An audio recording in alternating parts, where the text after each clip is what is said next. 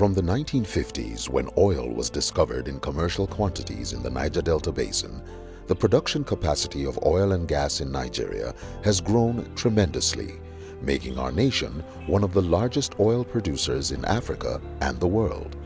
The earnings from crude oil have contributed immensely to the development and infrastructure and other sectors of the economy of Nigeria. But despite the critical role it plays in generating revenue for the country and development of the economy, the Nigerian oil and gas industry faced numerous challenges and was in dire need of an industry roadmap to steer its huge potentials in the right direction. On coming, there were problems everywhere. First, we were down in production because of the security challenges in the Niger Delta. We had gone down all the way down to about 800,000 barrels at point of commencement, down from about 2.2, which is our capacity. We had the booming and looming issue of subsidy, where we spent over ₦1 trillion in subsidy per annum, and outstanding arrears of unpaid subsidy claims that was massively huge. Then, of course, that was affecting delivery of products because the marketers who were bringing in products didn't have the money, had some challenges, so you begin to have perennial fuel shortages. Before 2015, the oil and gas industry had a lot of challenges, and some of these were especially the fuel scarcity, the long queues that were always seen at the filling stations, and also there was a lot of distrust in the industry. People were not sure what was happening. The transparency was quite low. We had issues with transparency. There were no clear-cut policies to give a direction, especially for people that were interested in investing in the country. So if there was anything we met, it was a crisis of just stop and run back from where you were coming, because the problems you had to inherit were huge. The solution? Expand the activities of the oil and gas industry in Nigeria by moving it beyond crude oil exports by adding value through refining and petrochemicals. Remarkably, the 7 Big Wins initiative seeks to make this a reality. Its goal? To implement efficient policies and laws that will promote investment and local participation. To promote investment into high-value projects by creating an enabling environment that is commercially oriented and profit-driven. To improve the oil and gas industry through the establishment of gas infrastructure, gas-based industries, and an LPG penetration program. To transform Nigeria into a net exporter of petroleum products. To stabilize the security situation in the Niger Delta region, promote growth of the oil industry and the welfare of the people living in the region through developmental initiatives. To ensure transparency and efficiency in oil and gas sector processes. The 7th Big Win focuses on developing an effective stakeholder management and international coordination action plan. The 7 Big Wins came up to address most of the challenges that we had at that time in the industry. Each of those big wins was meant to address specific challenges. Like, you know, the policy and regulation was to address the policies, the regulations, the guidelines that were not available at that time. The gas revolution was to address the issues around gas, a country very rich in gas, and yet we were not able to harness that resource very, very well. And so, on the 27th of October 2016, His Excellency, President Muhammadu Buhari, GCFR, launched the 7 Big Wins initiative and gave the task of implementing this exceptional program to the Honorable Minister of State for Petroleum Resources. In order to ensure the proper execution of this laudable initiative, the Honorable Minister of State, Petroleum Resources, set up a steering committee under his chairmanship and inaugurated a Project Management Office, PMO, in January 2017 to track and monitor the implementation. The PMO is the Project Monitoring Office. It's a structure that we put in place to monitor each of the 7 big wins.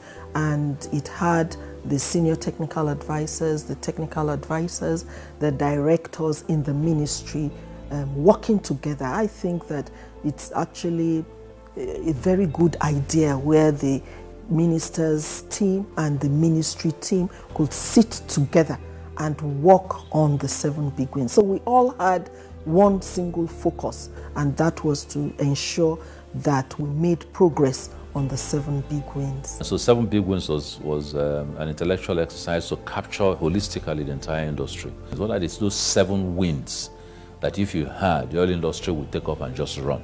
So it covered so many things. It covered efficiencies, it covered transparency. How do you bring back that trust that had disappeared, especially in some of the parastatals that were managing oil transactions? How do you deal with infrastructural growth, including refineries and gas plants and pipelines and all the things that have become antiquated over a 50-year period? So that's what the 7 big win was all about.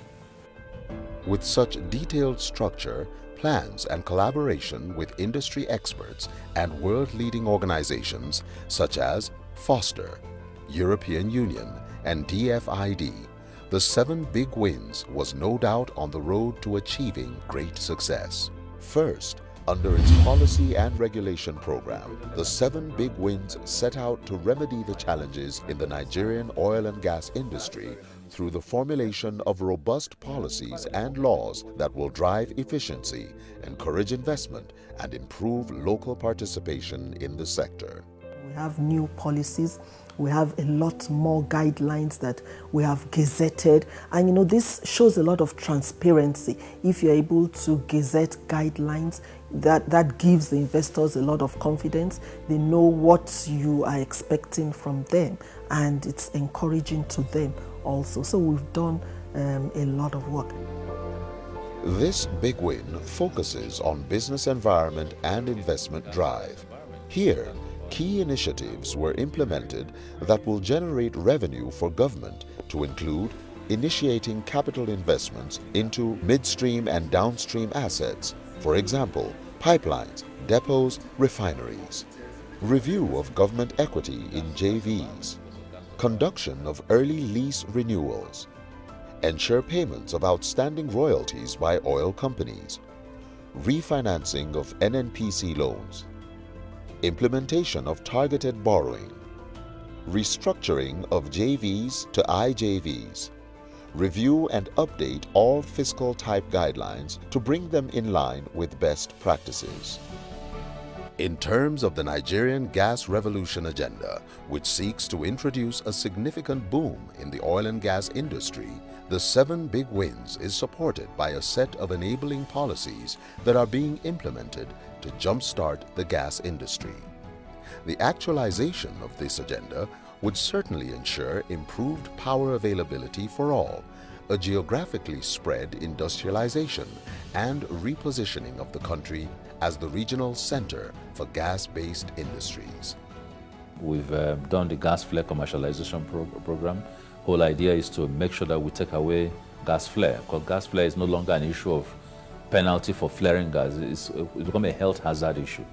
The world has decided that by 2030 no country should flare gas. We are saying we would like to do ours by 2020. We're very bullish. We're 75% gone, we have 25% to go. We have done a lot with the gas flare commercialization program, where we have identified gas flare sites that the government intends to sell to the highest bidder or the most responsive bidder. We're also doing a lot with the deepening of the LPG gas. We want to domesticate the use of gas. This is much better for our environment. It is much safer for us health-wise than using other fuel sources that we use right now. Nigeria's proclivity for being an exporter of crude oil and an importer of value-added petroleum products is addressed under the Big Win 4, which is centered on our refineries, local production capacity, and the downstream infrastructure. This big win is aimed at transiting Nigeria from being a massive importer of petroleum products to a net exporter of petroleum products and value-added petrochemicals. Also, to diversify our export base and enhance import substitution, improve GDP growth, and generate employment. Petroleum resources is both your gas, is your oil, is your petrochemicals, is your ancillary derivatives, is your refined petroleum product. Unless you have those baskets, you cannot aim to be like an Saudi Aramco. They made 200 billion last year in profitability. So you've got to put on that hat of petroleum resources and begin to see how you refine. And the future is in refining. Time is running out. We've done quite a lot. The president has been very, very supportive. We launched the Project 100, which was meant to identify 100 Nigerian companies that can get upscaled into competition for opportunities so that we can begin to get full benefits of local content. Niger Delta militancy issues and stabilizing production, transparency and efficiency, and stakeholders management and international coordination form the last 3 critical areas the 7 big wins is focused on. Tremendous achievements have also been recorded in these areas. Transparency and efficiency was something that we put a benchmark on. We began to publish the first monthly reports of NNPC way back in 2015. That practice has continued, so people are able to know what is going on. We began to put in place very efficient processes in all the agencies, DPR, PEF, PPPRA, on their monthly review, so that people can know what is happening. People can get an update in terms of our activities. The monthly reporting and the KPIs have been set for a lot of these agencies continue to be monitored on an oversight basis and a month-to-month basis. Stakeholders management and international coordination. Apart from being the president of OPEC in 2015, which is an inherited position, we created a level of trust and belief in our system to the point where we're able to place and help elect a Secretary General for OPEC. And our contributions continue to be very, very valued. We were very upfront and very leadership role-based in terms of how we approached the issue of production price costs, the issue of the pricing elevation. A lot of work there, a lot of leadership Nigeria has been able to show. Niger Delta and security. We went on to the issue of security, and I had to holistically put on my Niger Delta cap, as it were, go talk to the individuals, various interest groups, some in the creek, some outside, spending some time with them, just to show that this president means well and this government means well. And I'm so grateful that they listened and helped, and over the last 3 years, have been very supportive in just maintaining calm. We don't need to tell anybody that there's a lot of success in that area. There's peace there. The oil companies can go and do their business in peace. And we worked closely with the state government, with the stakeholders. So once we did that, production volumes moved up from the 800,000 to about 2 million, 2.1 million where we are today, which is very good. So everywhere we've turned our searchlight, we've looked for solutions. Some of those solutions were not your traditionally known solutions, but we're digging into new concepts. The area of sustainability, before now, as permanent secretary, I've seen places whereby one government leaves and there's no history.